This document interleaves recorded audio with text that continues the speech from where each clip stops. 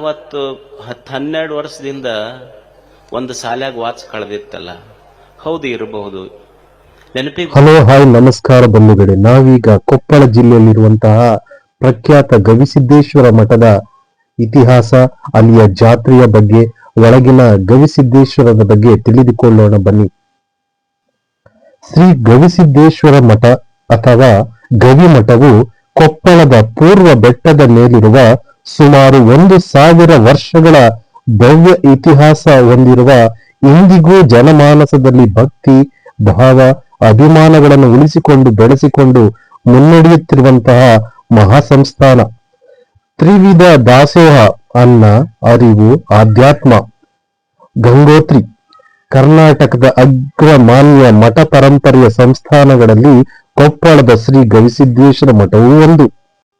ದಕ್ಷಿಣ ಭಾರತದ ಕುಂಭಮೇಳವೆಂದೇ ಖ್ಯಾತವಾಗಿರುವಂತಹ ಜಾತ್ರಾ ಮಹೋತ್ಸವವು ದಾಸೋಹ, ಜಾಗೃತಿ ಮತ್ತು ಸರ್ವಧರ್ಮ ಸಮನ್ವಯದ ಸಮಾಗಮನವಾಗಿದೆ.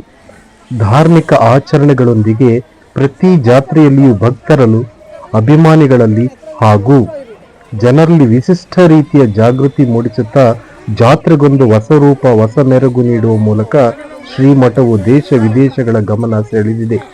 ನೋಡಿ, ನಮ್ಮೆದುರಿಗೆ ಕಾಣ್ತಾ ಇರುವಂತಹದ್ದು ಗವಿಯ ಮುಖಾಂತರವೇ ನಾವು ಆ ಗವಿಸಿದ್ದೇಶ್ವರನ ದರ್ಶನವನ್ನ ಪಡಿಬೇಕಾಗಿದೆ.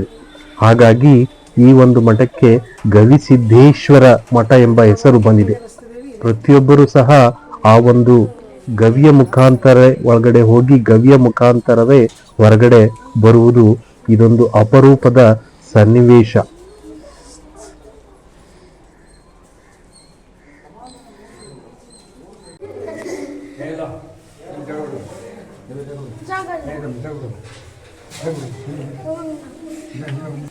ತಡೀರಿ ಒಂದು ನಿಮಿಷ.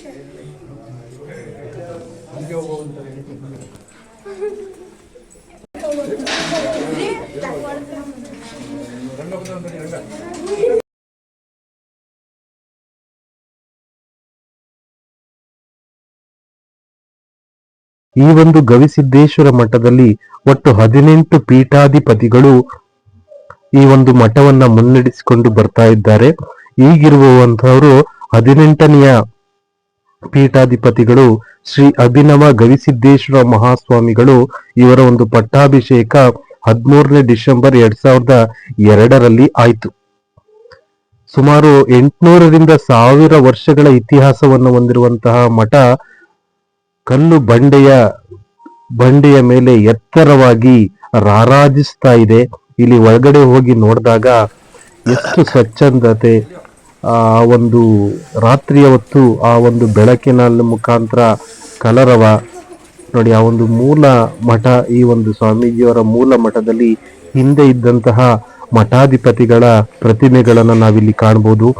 ಶ್ರೀ ಪೀಠಾಧ್ಯಕ್ಷರು ಶ್ರೀ ರುದ್ರಮುನಿ ಶಿವಯೋಗಿಗಳು ಮೊದಲ ಪೀಠಾಧಿಪತಿಗಳು.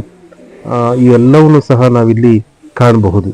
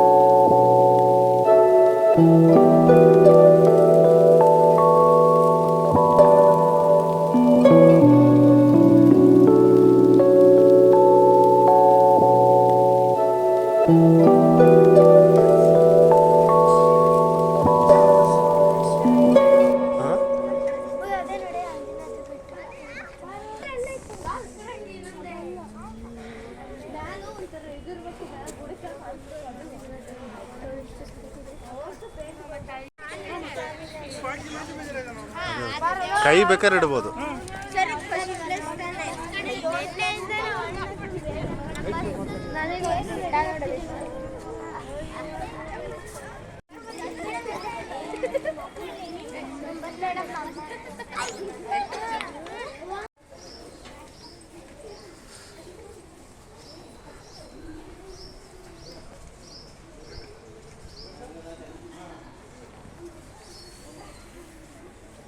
ಗಣಪತಿ ಕೈ ಮುಗಿದ್ರನ ಹೌದು.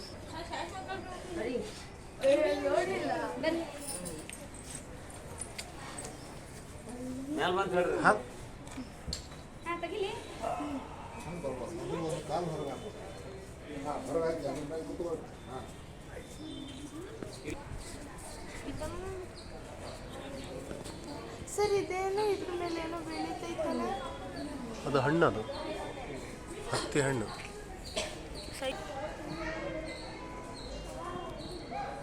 ಕೊಟ್ಟತ್ತೆ ಈಗ.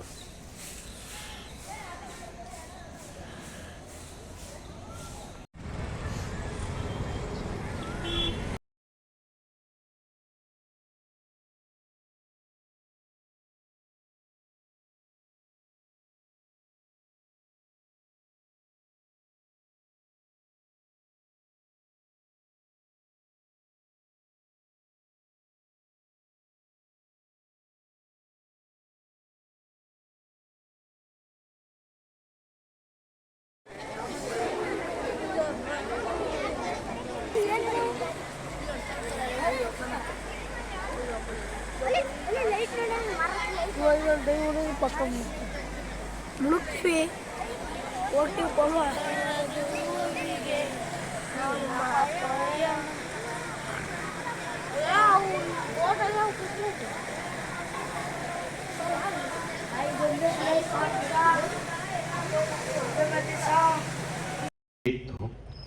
ಓದ್ಲಿಕ್ಕಾಗಲಿಲ್ಲ. ನನಗಜ್ಜವರು ಸ್ಥಳ ಕೊಟ್ಟು, ಅನ್ನ ಕೊಟ್ಟು